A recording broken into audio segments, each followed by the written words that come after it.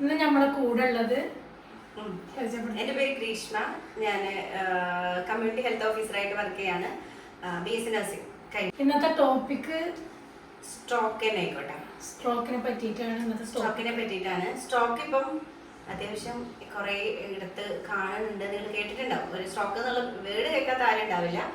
അപ്പോൾ എന്താണ് സ്ട്രോക്ക്, അതുപോലെ ഈ സ്ട്രോക്ക് വന്നാൽ എന്ത് ചെയ്യണം, അല്ലെങ്കിൽ വരാതിരിക്കാൻ എന്ത് ചെയ്യണം, അങ്ങനത്തെ കാര്യങ്ങളാണ് നമ്മൾ പറയുന്നത്. അപ്പോൾ ശരിക്കും പറഞ്ഞാൽ സ്ട്രോക്ക് എന്ന് പറഞ്ഞാൽ നമ്മുടെ തലയിലേക്കുള്ള രക്തോട്ടം ഒന്നുകിൽ രക്തോട്ടം നിലയ്ക്കുക. അപ്പോൾ അതിന് വേണ്ടിയിട്ട് പറയുമ്പോൾ നമുക്ക് ഈ പ്രഷർ, ഷുഗർ, കൊളസ്ട്രോൾ ഒക്കെ ഉള്ള ആൾക്കാർക്കാണെങ്കിൽ ഈ തലയിലേക്കുള്ള ബ്ലഡ് വെസലിൻ്റെ അവിടെയൊക്കെ ഇങ്ങനെ കൊളസ്ട്രോൾ അങ്ങനത്തെ സംഭവങ്ങൾ അടിഞ്ഞു കൂടിയിട്ട് അവിടേക്കുള്ള ബ്ലഡ് അങ്ങോട്ട് കയറാതെയാവും.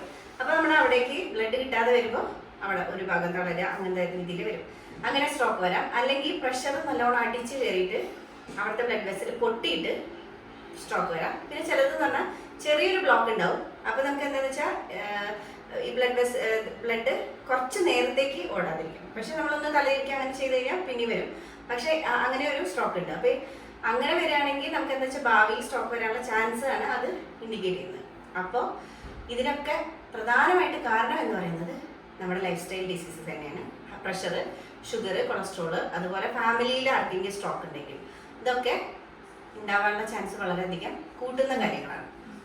പിന്നെ ഇതിൻ്റെ ട്രീറ്റ്മെന്റ് എന്ന് പറയുമ്പോൾ എന്താണ്, നമ്മൾ ആദ്യം ഇതിന്റെ സയൻസ് അറിയണം. അതായത് ഇത് വന്നു കഴിഞ്ഞാൽ എന്താ ആള് കാണിക്കുക, എന്താ പ്രകടമാക്കുക എന്നുള്ളത്. അപ്പം അത് ഒന്നെന്ന് പറയുന്നത് ചിലപ്പോൾ നമുക്ക് കാഴ്ചയ്ക്ക് എന്തെങ്കിലും ഒരു പ്രശ്നം, എന്താ ഒരു മങ്ങിയ കാഴ്ചയോ അങ്ങനെ എന്തെങ്കിലും തോന്നുക. അപ്പം അത് കണ്ണിന്റെ പ്രശ്നമാണെന്ന് വെച്ചിട്ട് മാറ്റി വെക്കരുത്. പെട്ടെന്നൊക്കെ വരുമ്പോൾ അത് ഇതിന്റെ ഒരു വാർണിംഗ് സൈൻ ആവാം.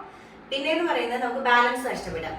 അതായത് നടക്കുമ്പോഴൊക്കെ നമുക്ക് പെട്ടെന്ന് ഒരു തപ്പല് തടില്ല. അപ്പോൾ ചിലപ്പോൾ ഒരു ഇയർ ബാലൻസിൻ്റെതാണ്, അങ്ങനെ ഇങ്ങനെയൊക്കെ നമ്മൾ വിചാരിക്കും. പക്ഷെ അതൊന്നും ശ്രദ്ധിക്കേണ്ട കാര്യം തന്നെയാണ്.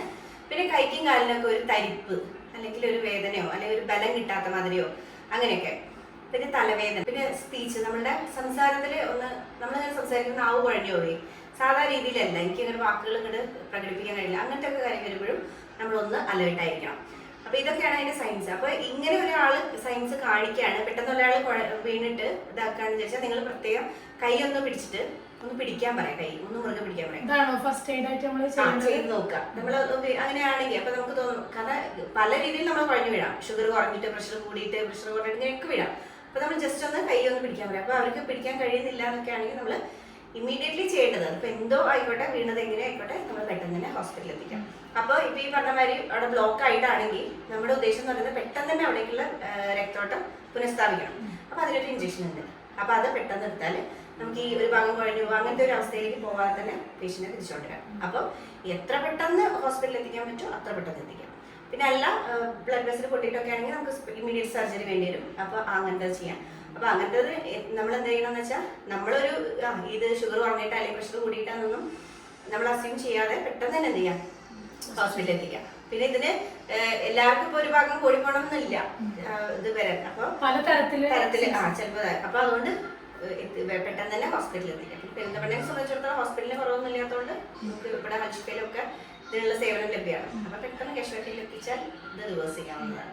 നമ്മളവിടെ പരിസരത്ത് കുറെ പേര് ഇതേപോലെ സ്ട്രോക്ക് വന്നിട്ടുണ്ട്. കുറെ പേരുണ്ട്. അവര് മിക്കവാറും ഇത് എന്താ പറയാ, BP അതൊക്കെ കൺട്രോളിൽ പോകാത്തത് കൊണ്ടും ആയിരിക്കാം. അപ്പോൾ എല്ലാവരും ഒന്ന് ഇടയ്ക്കിടയ്ക്ക് ഇതേപോലെ നമ്മുടെ BPയും ഷുഗർ അങ്ങനത്തെ കാര്യങ്ങളൊക്കെ ഒന്ന് ചെക്ക് ചെയ്യുക. അതിന് നമ്മുടെ ഹെൽത്ത് സെന്ററിലൊക്കെ തന്നെ സേവനങ്ങൾ ഉപയോഗപ്പെടുത്താവുന്നതാണ്. അപ്പൊ അങ്ങനെ ചെയ്യാം. പിന്നെ ഇതേപോലെ തന്നെ ഹെൽത്ത് ചെക്കപ്പ് ഇടയ്ക്കിടയ്ക്ക്.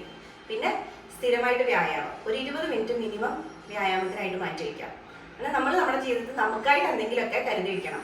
പിന്നെ അതുപോലെ തന്നെ ഫുഡ്, ഈ ഫാസ്റ്റ് ഫുഡ് അങ്ങനത്തെ സംഭവങ്ങളൊക്കെ ഒന്ന് ഒഴിവാക്കി ഹെൽത്തി ഫുഡ് സ്റ്റൈൽ ഒന്ന് മാനേജ് ചെയ്യാം. പിന്നെ സ്ലീപ്പ്, അതും ഭയങ്കര ഇമ്പോർട്ടൻ്റ് ആണ്. എല്ലാവരും ഇതേപോലെ മൊബൈൽ അങ്ങനത്തെ യൂസൊക്കെ ഉള്ളതുകൊണ്ട് ആർക്കും ഉറക്കാൻ സമയം കിട്ടുന്നില്ല. അപ്പം അത് പിന്നെ ഈ സെഡൻറ്ററി ലൈഫ് സ്റ്റൈൽ ഒഴിവാക്കുക. നമ്മളിങ്ങനെ എപ്പോഴും ഇരിക്കുക അല്ലെങ്കിൽ അങ്ങനത്തെ സംഭവങ്ങളൊക്കെ ഒഴിവാക്കുക. കുറച്ചൊന്ന് നമ്മൾ വണ്ടിയൊക്കെ കൂടുതൽ ഉപയോഗിക്കുന്നതിന് ഒന്ന് നടക്കാനും അതിനൊക്കെ ഉള്ളൊരു ഇതും കുറച്ച് കളിക്കാനും അങ്ങനെയൊക്കെ ഉള്ളൊരു സംഭവങ്ങൾ കണ്ടെത്തുക. അതൊക്കെ ചെയ്താൽ തന്നെ നമുക്കൊന്ന് മാക്സിമം നമുക്കത് ഒഴിവാക്കാൻ വേണ്ടി സാധിക്കും.